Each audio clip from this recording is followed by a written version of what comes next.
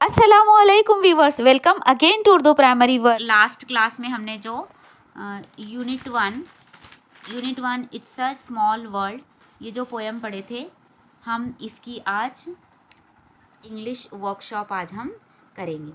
सो देखिए, it's on page number 2। Okay, page number 2 निकालिए। Page number 2 पे ये इंग्लिश वर्कशॉप है, ये हम सॉल्व करेंगे। ओके, तो सबसे पहले यहाँ पे देखिए, ये आपको QR कोड दिया गया है। इसको स्कैन करके आप इसके अंदर और मटेरियल इस एक्सरसाइज के ताल्लुक से देख सकते हैं। Okay, now question number 1, Singh the song. Singh the song means this poem you have to sing, यानी आपको ये पोएम क्या करना है, गाना है, तरन्नुम से पढ़ना है। जो पिछला वीडियो इससे स्मॉल वर्ल्ड, उसमें हम पढ़ चुके हैं इसको, फिर भी एक बार हम और पढ़ते हैं तो वो क्वेश्चन कंप्लीट हो जाएगा। 1.1 it's a small world.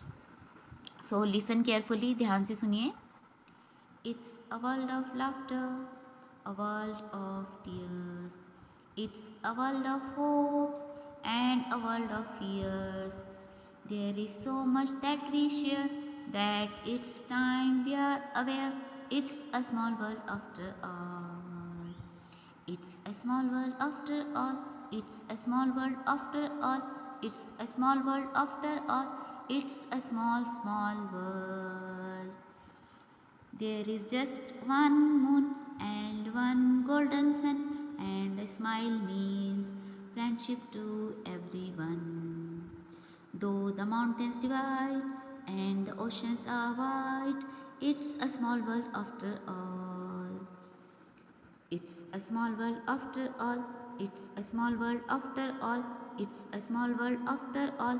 It's a small, small world. Question number 2.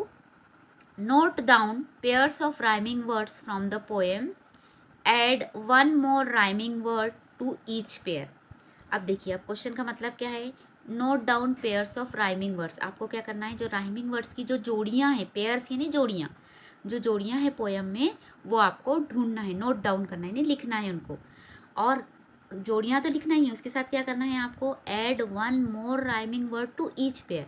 और हर पेयर में, हर जोड़ी में आपको एक मज़ीद राइमिंग वर्ड्स क्या करना है, उसमें ऐड करना है या मिलाना है।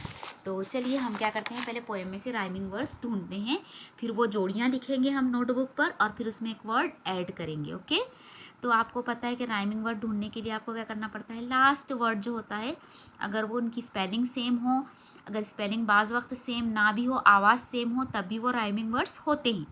तो देखिए, अब हम ढूंढेंगे लाफ्टर। पढ़ते जाएंगे आखिरी वर्ड, फिर हमको खुद ही समझ में आएगा कि इसका राइमिंग पेयर कौन सा है। Laughter, tears, hopes, fears. तो देखिए यहाँ पर ये जो टीयर्स है ना, टीयर्स। सो टीयर्स का राइमिंग वर्ड से फियर्स, तो ये एक पेयर मिल गया हमको।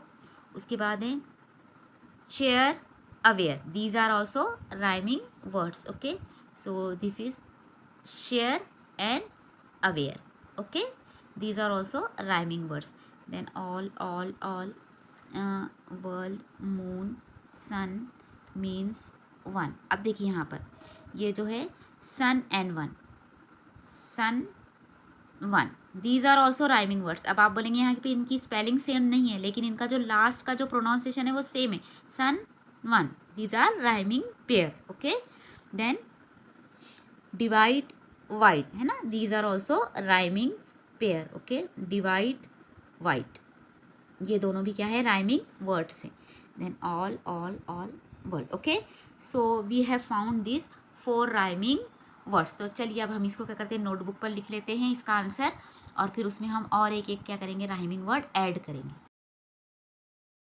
So look here dear children, हमने किस तरीके से लिखा है, देखिए यहाँ पे क्वेश्चन लिखा है, उसके बाद देखिए आंसर। यहाँ पे जो राइमिंग वर्ड्स ढूंढे हमने, वो राइमिंग वर्ड्स यहाँ पर लिखे हमने, टीयर्स, फियर्स, और उसमें एक वर्ड ऐड किया है ईयर्स। ओके, उसके बाद नंबर 2 शेयर, अवेयर, उसमें एक ऐड किया है केयर।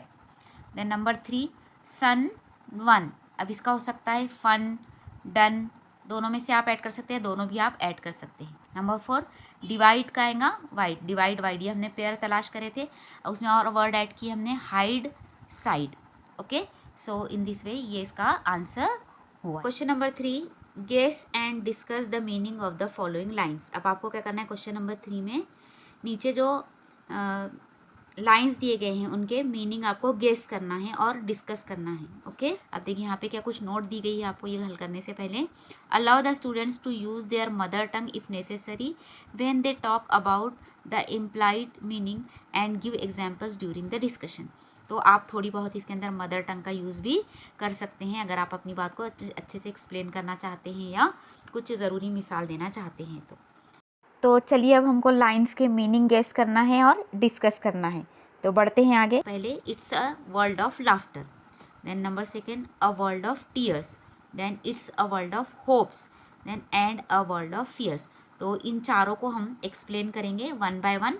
इसका आंसर हम लिखते हैं। चलिए, it's a world of laughter, तो देखिए हमने क्या लिखा है इसका। लाफ्टर मीन्स हैप्पीनेस, लाफ्टर यानी happiness. This lines means in this world happy people laugh and enjoy, this is the world of happy people.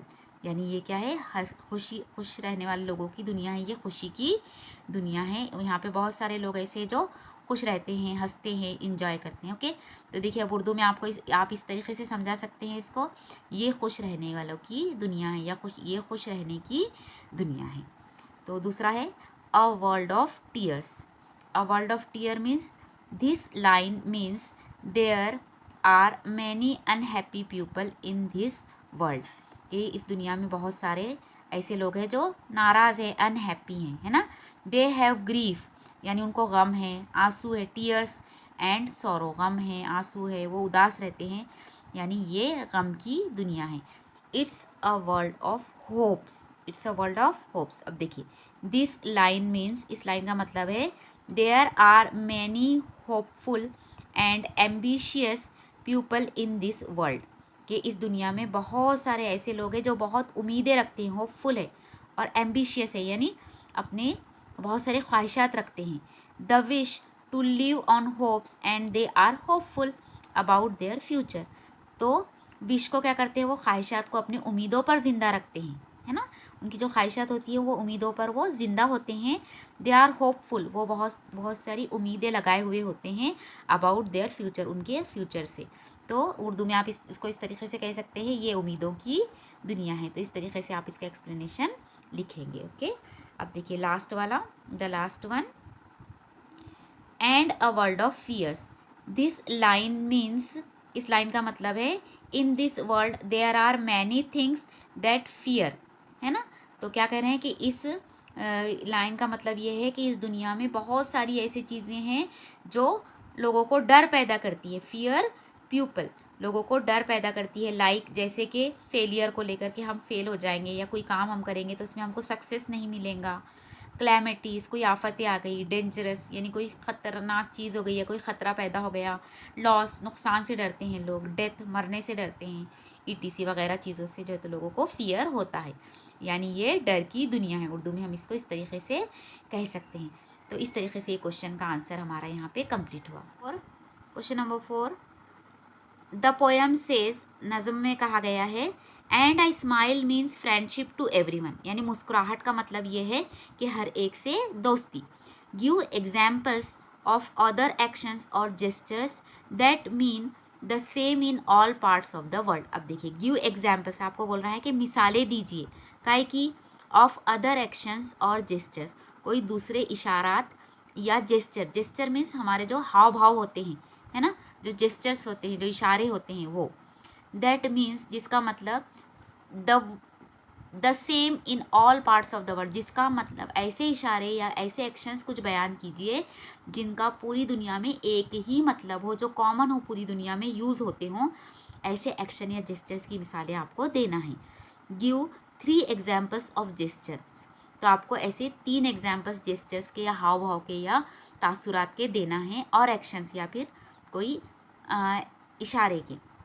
That have a specific meaning only in certain reasons, जिसके कोई ख़ास meaning होते हैं कुछ मखसूस हिस्सों में या मखसूस रीज़न में। जैसे कि किसी का सलाम करने का तरीक़ा होता है, कोई ऐसे सर को हाथ लगा के सलाम करता है, कोई हाथ जोड़कर नमस्ते करता है।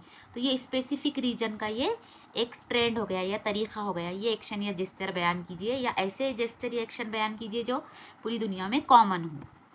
One such examples would be the thumbs up sign. जैसे कि एक एग्जाम्पल क्या हो सकती है इसकी, थम्स अप साइन, है ना।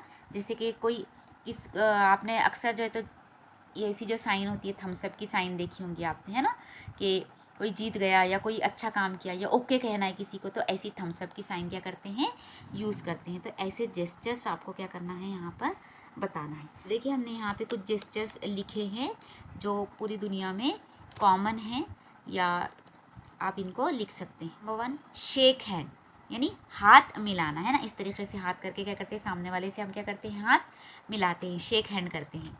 To take somebody's hand and move it up, हाथ में हाथ लेना और मूव अप करना, यानी ऊपर मिलाना। शेक हैंड यानी हाथ मिलाना, ये आप अच्छी तरीके से जानते हैं। तो ये एक जेस्चर या एक्शन हो सकता है जो वर्ल्ड वाइड क्या है, सेम है।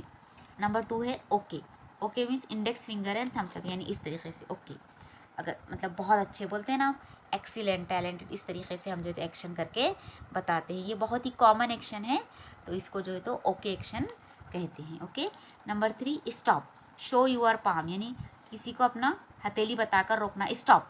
जब आप स्टॉप की बात करते हैं तो अपने पाम को या हथेली को बताते हैं और इशारे से स्टॉप कहते हैं। तो ये एक जेस्चर बहुत कॉमन है या एक्शन। उसके बाद है V. Number 4 V. V means victory या success by raising index and middle finger like sign V. तो आप क्या करते हैं, index finger and middle finger, index finger और मिडल फिंगर को मिला के जो है तो इस तरीके से जेस्चर बताते हैं, जिसको जो है तो क्या कहते हैं, वी या विक्ट्री। इसका वी या विक्ट्री इसका मीनिंग होता है, जो हम इंडेक्स फिंगर और मिडल फिंगर को मिलाकर इस तरीके से निशान बनाकर बतलाते हैं। तो ये भी एक बहुत ही कॉमन जेस्चर है। So in this way this is the answer of this question. Question number 5, the following sentences were heard in a school on the first day.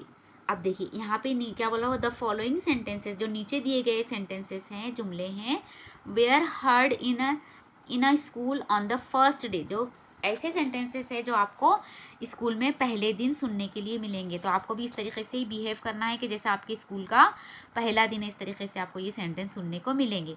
Use this expressions to prepare simple conversations between 2 और मोर speakers. अब देखिए आपको क्या करना है, use these expressions, जो नीचे दिए गए बयानात हैं या जुमले हैं, टू प्रिपेयर, आपको क्या करना है, तैयार करना है, सिंपल कन्वर्जेशंस, यानी एकदम सादा मुकालिमा आपको तैयार करना है, बिटवीन 2 और मोर स्पीकर्स, 2 या 2 से ज़्यादा स्पीकर्स आप में आपस में बात कर रहे हैं, इस तरीके का कन्वर्जेशन या मुकालिमा आपको तैयार करना है।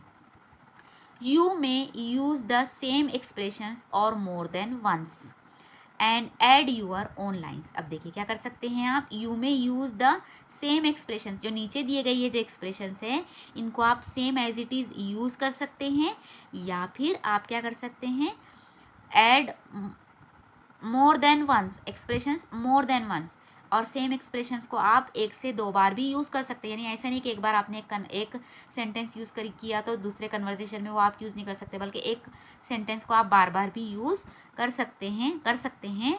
ऐड यूअर ओन लाइन्स, और आप अपने तरफ से भी कुछ लाइन्स ऐड करके कन्वर्सेशन बना सकते हैं। यानी आपको आज़ादी दी गई कि आप अपने सेंटेंस भी इसमें ऐड कर सकते हैं, या ये वाले सेंटेंस भी यूज़ कर सकते हैं, इनको 1 से 2 बार भी यूज़ कर सकते हैं। Okay, understand. लेकिन आपको क्या बिहेव करना है, कैसा कन्वर्सेशन तैयार करना है, कैसी बातचीत तैयार करना है कि जैसे स्कूल का पहला दिन है, अपने फ्रेंड्स वगैरह से मिले हों और कन्वर्सेशन कर रहे हों। फॉर्म पेयर्स और groups and present the conversations in the classroom. अब आपको क्या करना है, पेयर्स जोड़ियाँ बनाना है या ग्रुप्स बनाना है बच्चों के। जोड़ियाँ यानी 2 बच्चों की जोड़ियाँ, या ग्रुप्स यानी 3-4 बच्चों का, 4-5 बच्चों का ग्रुप भी बना सकते हैं। And present the conversations in the classroom, और फिर आपको कन्वर्सेशन बनाने के बाद ये कन्वर्सेशंस को क्या करना है, क्लासरूम में प्रेजेंट करना है। तो समझा ना क्वेश्चन। आपको सेंटेंस दिए गए हैं कन्वर्सेशन बनाने के लिए, वो सेंटेंस हम आपको पढ़कर बताते हैं एक बार, और फिर हम क्या करेंगे, आगे का क्वेश्चन पढ़ेंगे। देखिए हेलो मीन्स जो हमारी जान पहचान के होते हैं, बहुत क्लोज जो होते हैं, उनको हम हेलो कहते हैं। या फिर कोई अनजान लोगों से हम पहली बार मिल रहे हैं, कोई नए लोगों से मिल रहे हैं, तब भी हम हेलो कह सकते हैं, यानी हेलो। उसके बाद हाय। ये हाय जो होता है, ये जो हमारे बहुत ही क्लोज लोग होते हैं, हम सिर्फ उनको ही हाय कहते हैं। कोई अनजान लोगों को, नए लोगों को हम जनरली हाय नहीं कहते, बल्कि हम उनको हेलो का ही इस्तेमाल करते हैं। देन आई एम इसके आगे आप कोई भी सेंटेंस ऐड कर सकते हैं. देन हाउ आर यू, तुम कैसे हो. It's nice to be back in school, ये वाला sentence. How was your journey to meet my friends dash and dash, यानी आप किसी को अपने फ्रेंड्स से मिला रहे हैं, यहाँ पे फ्रेंड्स के नाम लिखेंगे आप. We had so much fun together, so nice to see you again. This is, इसके आगे कुछ भी आप सेंटेंस ऐड कर सकते हैं. We went to dash in the vacation. Then how was your holiday. I spend my holiday at, यहाँ पे आप ऐड कर सकते हैं कहाँ पे स्पेंड किया आपने holiday. I am so glad to see you all. How did you spend your holiday. I am new here, my name is, what's your name. So देखिए यहाँ पे आई एम, ये शॉर्ट फॉर्म यूज़ किया गया है. I am का short form है. Names यानी name is, my name is. And what's your name, what's yours बोले तो व्हाट इज़ यूअर्स, तुम्हारा क्या है. तो इस तरीके से ये सेंटेंस क्या कर सकते हैं आप यूज़ कर सकते हैं. इसको 1 से 2 बार भी यूज़ कर सकते हैं. इसमें और सेंटेंस भी ऐड करके आपको क्या करना है, कन्वर्जेशन बनाना है. देखिए एक नोट और दी गई है आपको ये क्वेश्चन सॉल्व करने से पहले. Write down 3 of the conversations you have prepared, presented, heard. अब देखिए आपको क्या करना है, इन ये जो सेंटेंसेस दिए गए हैं आपको, इनसे आपको 3 कन्वर्जेशंस तैयार करना है. 3 कन्वर्जेशंस लिखना है. यू हैव प्रिपेयर्ड, अब आपको कैसे कन्वर्जेशंस लिखना है, तैयार किए हुए, और तैयार करना है मतलब आपको. दूसरे प्रेजेंटेड यानी पेश करना है, और पेश किए हुए किसी ने. और तीसरे जो है तो हर्ड यानी कहीं आपने सुने हो. इस किस्म के मुकाले में आपको इन सेंटेंस से तैयार करना है. तो चलिए हम इन तीनों किस्म के मुकाले में या कन्वर्जेशंस तैयार करते हैं. सबसे पहले हमने यहाँ पर प्रिपेयर्ड या तैयार, जिसको उर्दू में कहते हैं तैयार किया हुआ, कन्वर्जेशन लिखा है. तो कन्वर्जेशन 1 इस तरीके से लिख सकते हैं. Zaina, hi. Safia, how are you. Zaina, I am fine, and how are you. Safia, fine, अल्हम्दुलिल्लाह. Zaina, I am very happy to back school again. Safia, really? Very nice.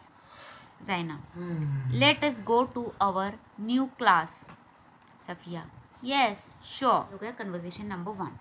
अब now conversation number 2 जो है presented यानी पेश किया हुआ है. फिज़ा, how was your holiday? Nisha, I enjoyed a lot. What about you? Fiza, we went to Mumbai in the vacation. Nisha, how was your journey? Fiza, amazing. It was by train. Nisha, so nice to see you again.